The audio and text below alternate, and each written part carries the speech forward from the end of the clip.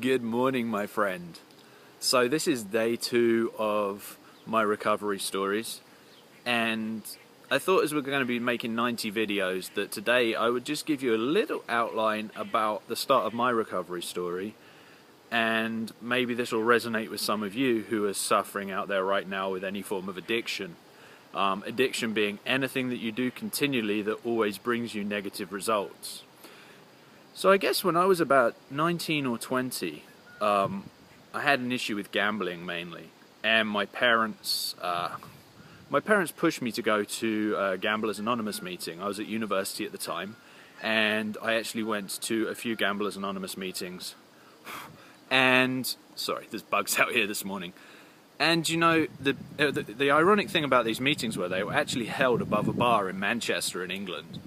And I sat in the room, and I was surrounded by people that were losing their houses, losing their cars, they were losing their wives, they were losing their jobs.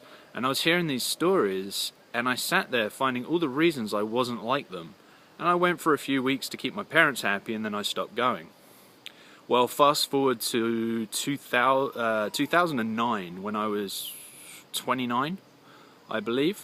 I was then back in the rooms again. This time it was actually all the way in America, and this time it was because I decided to go.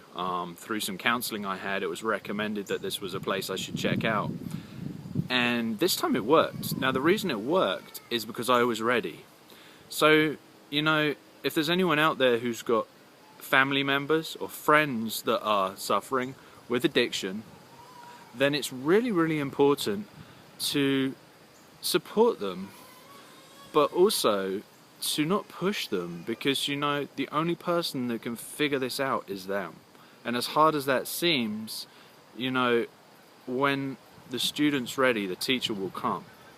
And so with addiction, for me, I had to decide myself.